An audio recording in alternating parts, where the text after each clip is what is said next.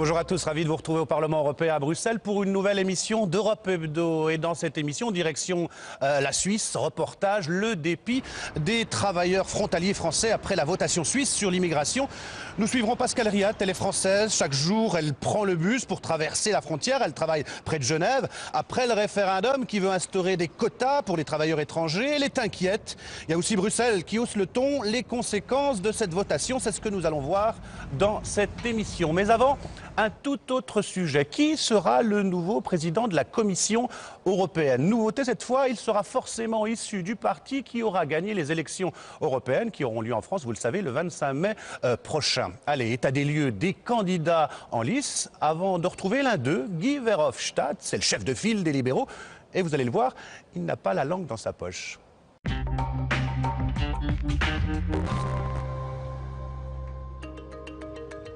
Il est à la tête de la Commission depuis 10 ans et son poste fait l'objet de toutes les convoitises. Le 1er novembre prochain, José Manuel Barroso cédera sa place après 2 mandats en tant que chef de l'exécutif européen. À gauche, le Parti socialiste européen a déjà tranché. Si cette formation arrive en tête des élections en mai prochain, ce sera l'Allemand Martin Schulz, actuel président du Parlement européen, qui prendra la tête de la Commission. Chez les Verts, le Français José Bové et l'Allemande Ska Keller mèneront en duo la campagne. Le Grec Alexis Tsipras a été choisi pour représenter la gauche radicale.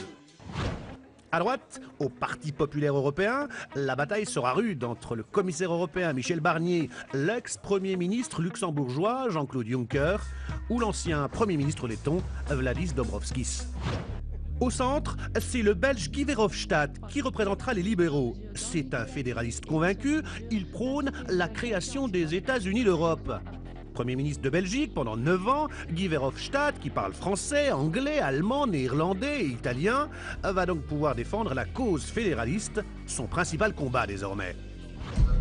Une très bonne nouvelle pour le débat des européennes. Le chef de file centriste est très clivant et n'hésite pas à dire que l'Europe actuelle fonctionne mal. Cela promet de bons clashs, face notamment à Martin Schulz, qui n'a pas non plus sa langue dans sa poche.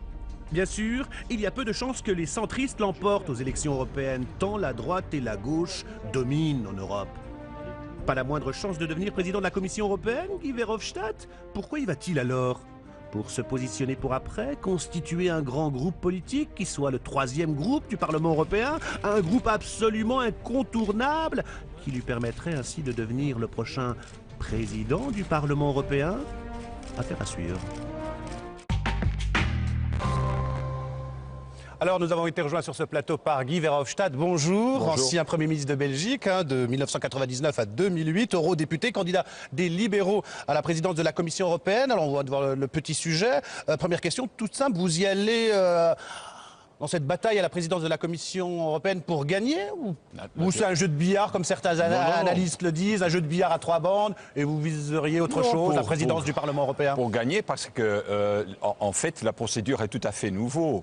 La procédure qui est prévue dans les traités dit que le président à la Commission doit avoir derrière lui une majorité des députés. Or, on sait déjà que ni le PPE ni les socialistes peuvent avoir une majorité dans ce Parlement. Donc, on aura besoin d'une 3e groupe, c'est-à-dire des libéraux et des démocrates. Et les plus forts, nous sommes, dans cette élection, le plus de chances qu'on a dans les négociations pour obtenir ce poste de président de la Commission. Il est admis que quand même le prochain président de la Commission européenne, il sera issu du parti qui aura gagné les élections européennes en mai prochain. Mais on peut gagner les élections. Oui, mais on peut gagner les élections même en ne pas étant le premier parti.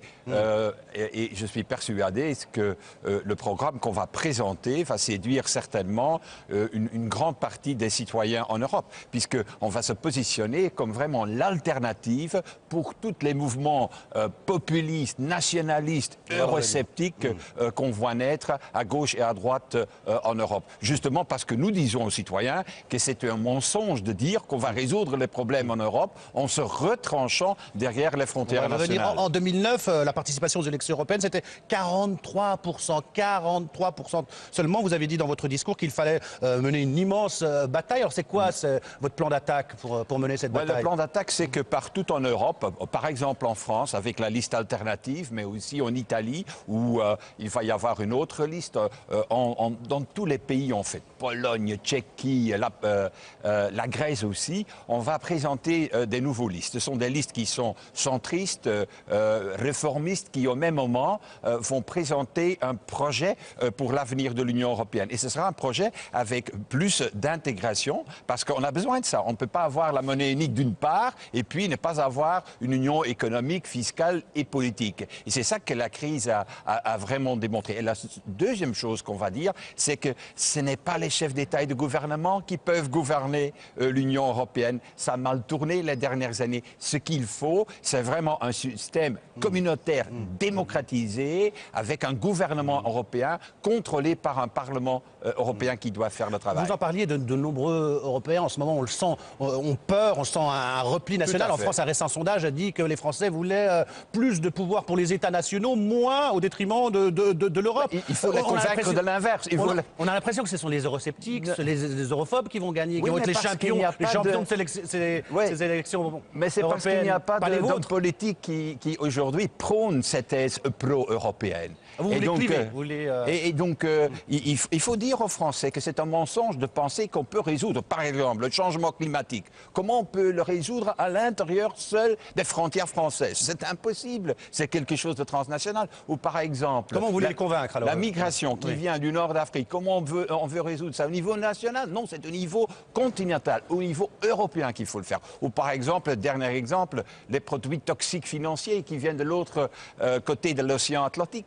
Comment on va aller se protéger contre l'importation de ces produits? Tout seul, c'est impossible. Donc, il faut, je dirais, réinventer la souveraineté, mais au niveau européen. D'accord. Vous n'êtes pas le seul candidat. Il y aura un candidat du PPE, des conservateurs. Il sera désigné le mois prochain. Il y a aussi le candidat socialiste, Martin Schulz. Il est venu en banlieue parisienne essayer de convaincre les jeunes de son projet européen. Et il a son argument. Je vous propose de l'écouter et vous réagissez juste après.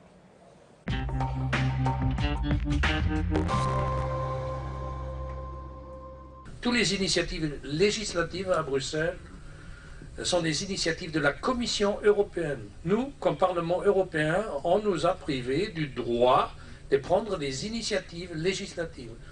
Personne ne peut priver Claude Barthelone et ses collègues à l'Assemblée nationale de prendre des initiatives pour des lois en France. Normalement, un député est élu pour cela. Nous, on a nous privé de ce droit. Nous luttons pour cela depuis des années. Mais maintenant, c'est le Parlement qui vote le président de la Commission. Ça veut dire qu'il vote le président de l'institution qui a le droit d'initier des lois. C'est-à-dire qu'il y a un autre lien maintenant entre le Parlement européen et ceux qui ont le droit d'initiative. Et ça rend à cette élection européenne, le 25 mai, une importance énorme parce que les électeurs, pour la première fois, votent des députés qui, eux, ensuite votent un président de la Commission.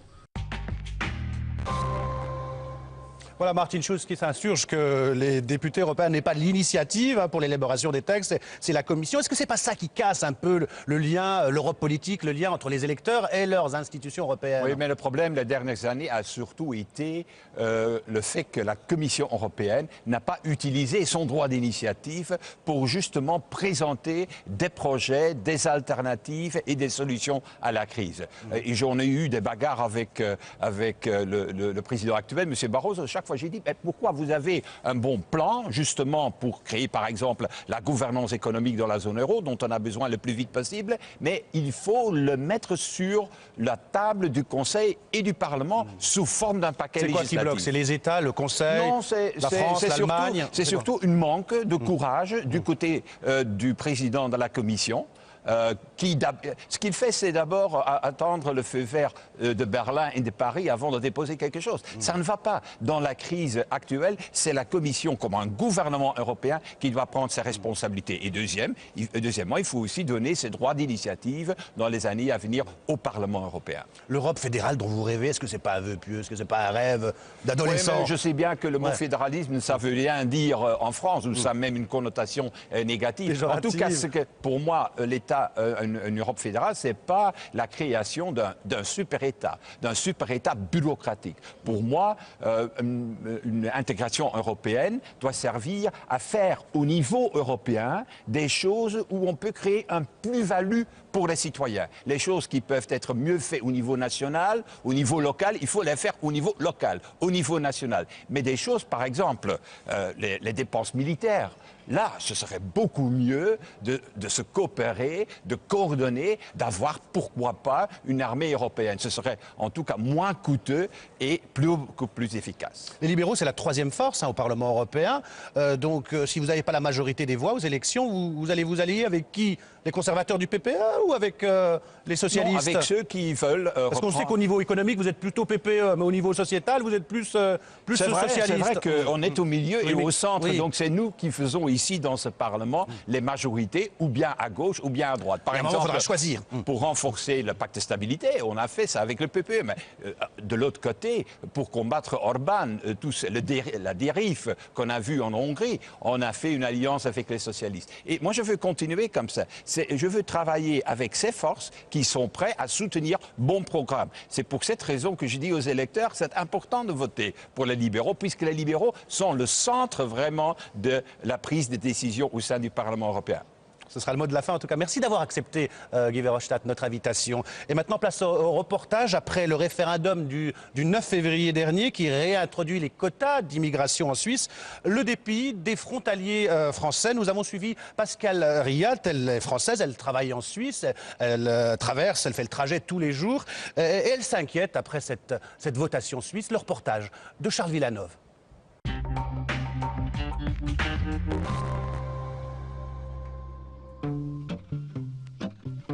La Roche-sur-Foron, une petite ville à la frontière franco-suisse. À l'heure où certains dorment encore, Pascale se rend au travail.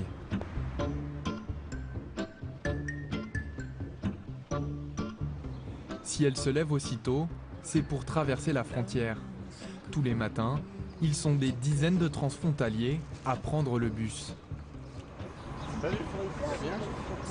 Destination Genève, un trajet de 45 minutes. Ça représente une façon de vivre depuis 22 ans bientôt. Donc cette route, je la connais par cœur. Au moment de passer la douane, petit pincement au cœur. Je me sens presque autant suissesse que française. C'est une qualité de vie que j'aime beaucoup. Si Pascale est anxieuse, c'est à cause de la votation anti-immigration des Suisses le 9 février dernier. En tant que transfrontalière française, elle est directement concernée. Sa première inquiétude, le salaire. Les différences entre la France et la Suisse sont considérables. C'est du simple au double, tout simplement. Les salaires sont quasiment doublés. Il y a beaucoup de salaires très bas en France, notamment au niveau secrétariat, ça c'est sûr. Donc de ce côté-là, oui, ça serait vraiment une grosse perte. Principale mesure de cette votation, la mise en place de quotas. Une véritable barrière à l'emploi pour Pascale, malgré son expérience professionnelle. Si je devais changer d'emploi, refaire par exemple une demande de permis à un moment donné, ça veut dire repasser vraisemblablement à la case départ comme il y a quelques années et attendre la réponse pour pouvoir retrouver un travail en fonction des quotas. Dans cette entreprise, on compte près de 20 transfrontaliers pour 140 employés. Suisses et étrangers partagent les mêmes bureaux, la plupart se connaissent et ont du mal à comprendre le résultat de cette votation. Dans le fond, qu'est-ce qui les différencie de nous qui habitons à 20 km de chez eux, sauf qu'il y a juste une ligne entre les deux, et puis ça fait France et Suisse. Ils travaillent comme nous, même parfois ils apportent plus. Plus, voilà. Ou certains Suisses. On leur prélève leur impôt à la source, enfin, il n'y a rien. Je vois pas pourquoi en fait ils n'auraient plus le droit de venir travailler en Suisse.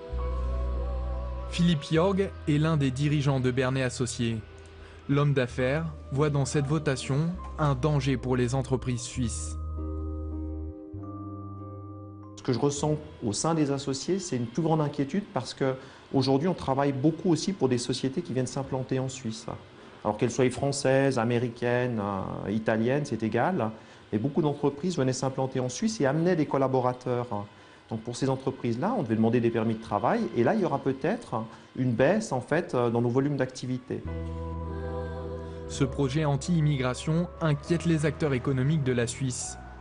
En cause, la main-d'œuvre étrangère, véritable poumon de plusieurs secteurs d'activité comme le commerce, l'industrie ou encore l'agriculture. Dans le pays, il y aurait plus de 150 000 frontaliers français, 60 000 Italiens et autant d'Allemands. Jean-François Besson représente et défend ces travailleurs. Ils vont tout faire pour que la loi soit la moins pénalisante possible pour leur économie. Donc si on a une économie qui continue à se développer, si les entreprises suisses ont besoin de main-d'œuvre étrangère, on peut penser que la loi permettra d'avoir des notions de quotas ou de contingents qui seront suffisamment larges pour permettre de répondre à la demande de l'économie. Plus largement, cette votation pourrait aussi remettre en cause les accords bilatéraux avec l'Union européenne.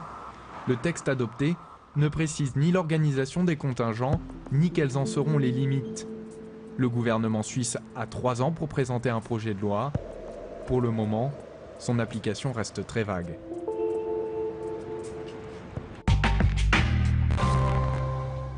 Voilà, c'était un reportage de Charles Villeneuve. Alors nous avons été rejoints sur ce plateau par Catherine Trottmann. Bonjour, ancien ministre de la Culture, bonjour. Ancien maire de Strasbourg. Vous êtes eurodéputé socialiste. À vos côtés, en face de vous, Bruno Gollnisch. Bonjour. Vous êtes eurodéputé, longtemps numéro 2 du Front National en France. Alors vous avez vu le reportage de Charles Villeneuve. Ce référendum en Suisse, c'est quoi? C'est Guillaume Tell qui se trompe de cible, un coup de massue, un repli sur soi? Ou c'est plutôt l'affirmation d'une souveraineté nationale légitime? Alors, l'expression de Guillaume Tell qui se trompe de cible, c'était le titre de mon communiqué, j'en assume la paternité. Je pense que ce vote a été exprimé dans la crainte et dans la propagande qui a été menée pendant des semaines et des semaines dans une période de crise par rapport à un pays qui se sent plus en fragilité aujourd'hui par rapport au contexte dans lequel il est.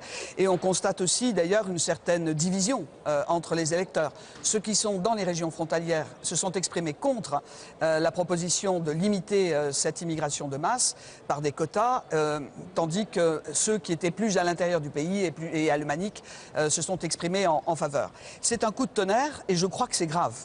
Parce qu'il y a une clause dans les accords avec l'Union européenne qui fait que tout accord bilatéral avec la Suisse est lié aux autres. Donc nous qui venons de délibérer sur des programmes comme le programme recherche, comme l'accès de la Suisse au programme d'innovation, nous avons un professeur de Lausanne qui doit piloter la recherche sur le cerveau qui réunit plusieurs laboratoires, cela les suspend. Nous avons également une autre conséquence qui est la suspension des discussions avec la Croatie. Pour l'Alsace, ce sont 60 000 personnes frontalières qui sont concernées et qui apportent, comme cela a été dit dans le sujet, évidemment de la richesse à ce pays.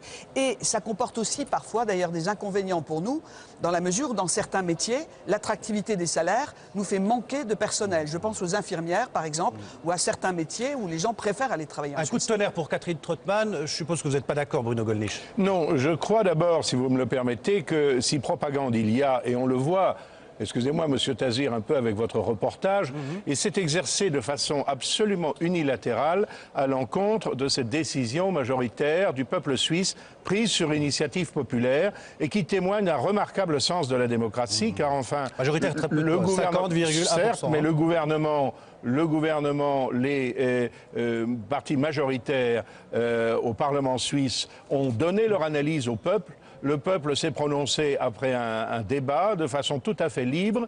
Et ça n'est pas du tout la catastrophe que décrit Mme Trottmann, à moins évidemment qu'on ait décidé d'ostraciser les Suisses. En effet, ce que je trouve curieux d'ailleurs dans les réactions médiatiques, c'est qu'on ne donne la parole, comme votre reportage, qu'aux gens qui sont défavorables. D'habitude, quand il y a une compétition politique et qu'il y a un vainqueur, quand même les micros ou les caméras se tendent un petit peu vers celui qui a gagné en lui demandant pourquoi il a fait cela, l'angle du Le sujet était anglais, comme on dit dans la profession. On devait suivre un travailleur frontalier. Alors, de quoi s'agit-il? Ils sont plutôt dépités. De quoi s'agit-il? Il s'agit simplement d'un article que j'ai ici de la Constitution suisse. Un nouvel article qui est inséré dans la Constitution suisse et qui dit que les Suisses, en quelque sorte, renationalisent leur politique d'immigration. La Suisse est un pays où il y a 8 millions d'habitants. 1 900 000 étrangers, c'est donc considérable, 25% de la population. Les Suisses avaient envisagé et conclu un accord de libre circulation des personnes avec l'Union européenne et ils s'aperçoivent que depuis cet accord, le bilan des étrangers qui restent sur leur territoire est 10 fois supérieur à ce qu'ils attendaient.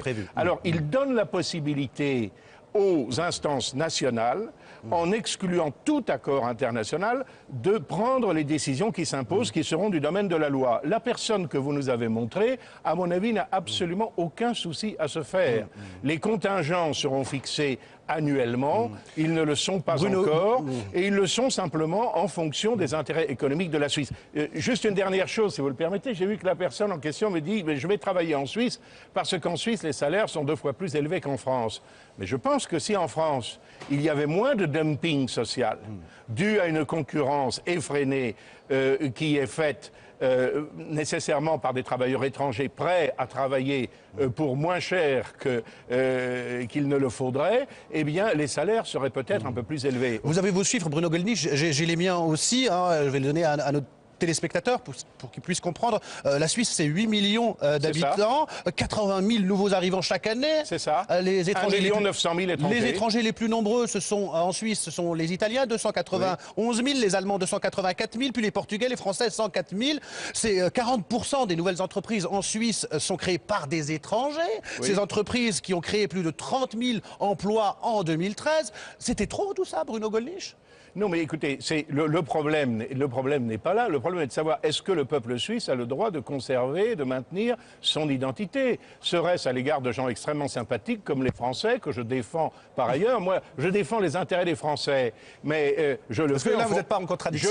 Non, parce que je le fais en fonction de principes universels. Défendant les intérêts nationaux des Français, je comprends très bien que les Suisses défendent leurs propres intérêts. Voilà, c'est aussi simple que cela. Catherine Trottmann. Oui, moi je défends les intérêts des Français. Et je défends les intérêts des Français qui sont des travailleurs frontaliers, comme je défends qu'on ne peut pas passer un accord de libre-échange sans la circulation des personnes.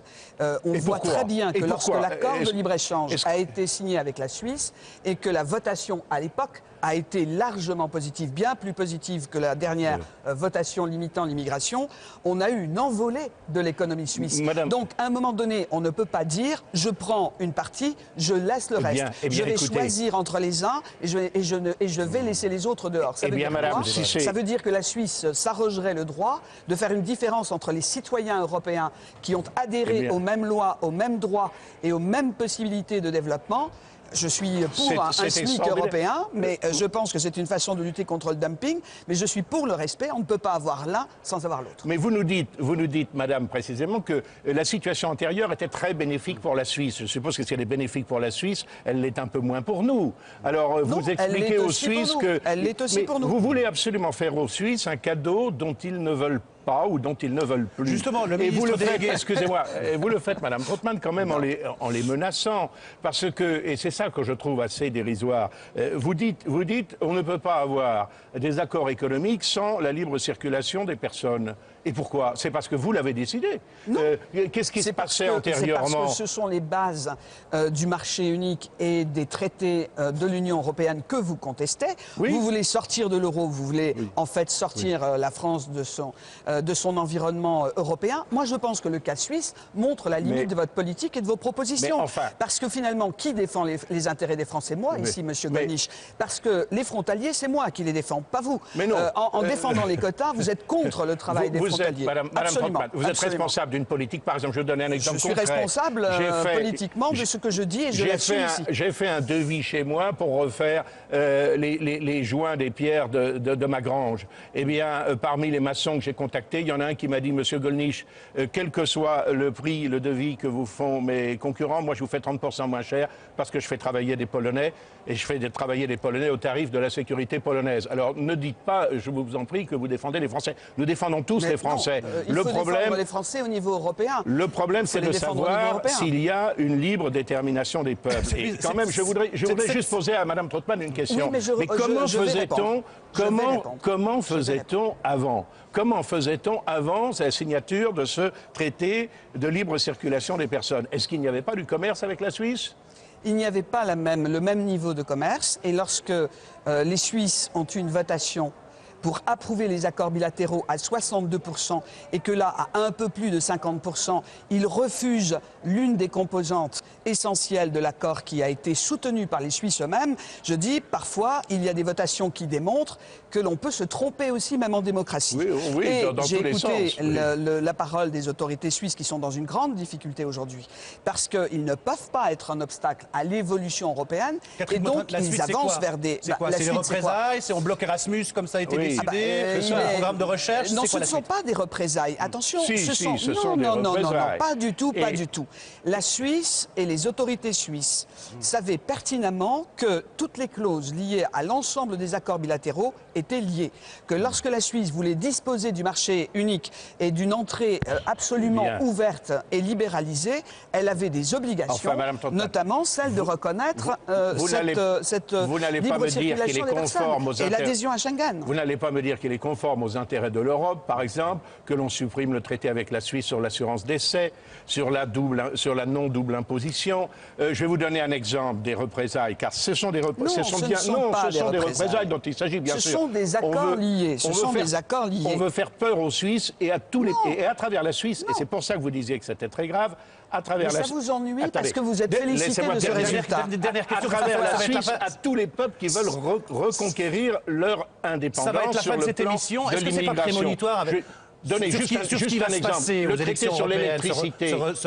Le traité sur l'électricité, on menace, il y a un traité sur l'électricité, on menace de le suspendre avec la Suisse. Les premiers ennuyés, ce sont les Allemands qui ont suspendu leur programme nucléaire et qui comptent bien acheter l'électricité de la Suisse. Je pense qu'on a 3 ans pour démontrer que c'est un choix qui est pénalisant d'abord pour les Suisses eux-mêmes, pour l'économie suisse et pour l'évolution de ce pays. Je pense que la Suisse a sa place dans l'Europe, mais que cette place emporte des droits et des responsabilités qui sont les mêmes pour les Européens et pour les Suisses. C'est ça l'Europe. Et en sortir, ça emporte des conséquences négatives et c'est une bonne démonstration avant les élections européennes parce qu'on voit que le parti de M. Gollnisch amène vers une impasse et vers précisément une situation économiquement difficile la maîtrise de notre territoire, dont les Suisses, grâce au référendum contre leur classe politique, ont donné un magnifique exemple. Merci. On ne vous mettra pas d'accord en tout cas. Merci d'avoir accepté notre invitation pour débattre. On en reparlera bien évidemment dans les jours qui viennent. C'est la fin de cette émission. Merci de l'avoir suivi. La semaine prochaine, vous retrouvez Nora Hamadi à cette même place, dans ce nouveau studio. D'ici là, bonne suite des programmes sur les chaînes parlementaires.